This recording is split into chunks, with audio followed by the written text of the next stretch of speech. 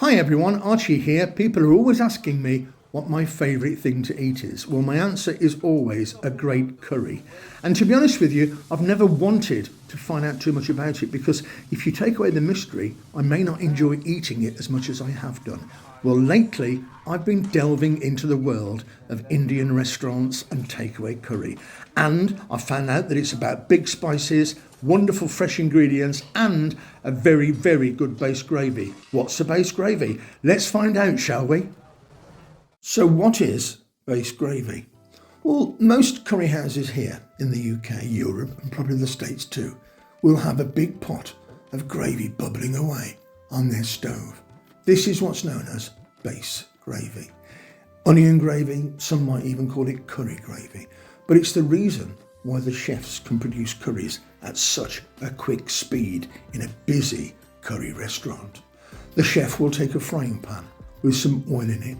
He'll fry different spices depending on what curry he's making, and then he will add solids to that, e.g. meat or even vegetables. Then base gravy is added. A few ladles of it will be added to that pan. In between each ladle, he will reduce the curry and then he'll add another ladle. And at the end of it, you will be eating a very, very spectacular tasting curry. Different ingredients obviously will be added. For example, if you're making a chicken tikka or a butter chicken, you'll be needing to add cream, almonds, or even coconut. But either way, that base gravy is the reason why your curry tastes so amazing. And today we're going to show you how to make it. Quite simply, we're making an onion and vegetable spicy stew. Then we're going to blend it and make it nice and smooth, and then we will have a base gravy. We're going to need 3 pounds of onions, some green peppers, some potatoes, carrots, some optional cabbage, some cilantro, coriander, tomato paste, sugar, ginger and garlic, coconut, salt, pepper, fennel seeds, turmeric, garam masala, some mild Madras curry powder, some cardamom powder, some water, and I'll be making 6 litres of it, or 6.5 quarts. So it's quite a big quantity. I'm making it for the freezer. We will talk about that a little bit more later. I just want to mention my ginger and garlic tablets. I buy them in frozen blocks. They're brilliant, they're perfect, they're so convenient. Fresh is fine, or even the paste you buy from the shops. Okay, let's get the pot on, in with some oil. Let's get the oil nice and hot, and let's throw in our onions, followed by those ginger and garlic pieces. Going to stir that for about a minute or two, get everything mixed together, and then I'm going to pop in the carrots and my cabbage, which is optional, don't forget. A few green peppers going in, a good stir, and then I'm going to pop in some salt and pepper. Mix that together, and let's put in some potatoes and mix that together. Now in goes all those fabulous spices. Now at this stage I spent about 3 minutes mixing everything as much as I possibly can.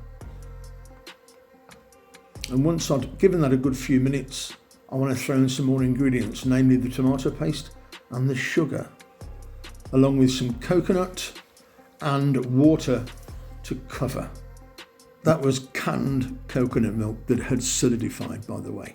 Once everything's covered up, give it a damn good stir and wait for everything to come to a vigorous boil.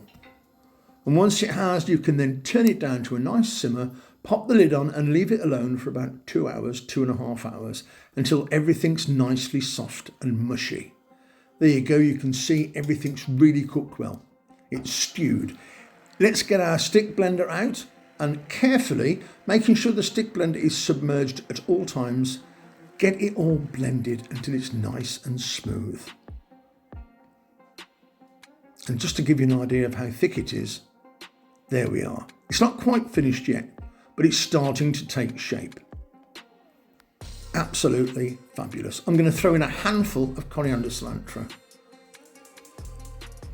And then I'm going to give it 5 minutes on the heat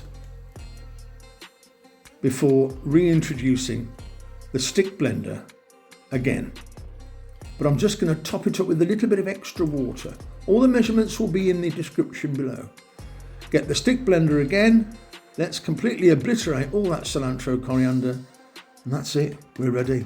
I've made a huge quantity, enough for probably about 20 curries, but it freezes brilliantly.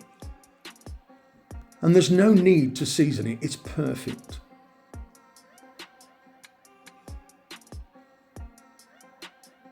Those plastic containers, each one is about 2.5 cups, which is enough base gravy for just over 2 generous curries. You can always cut the quantities down if you want to make a smaller amount.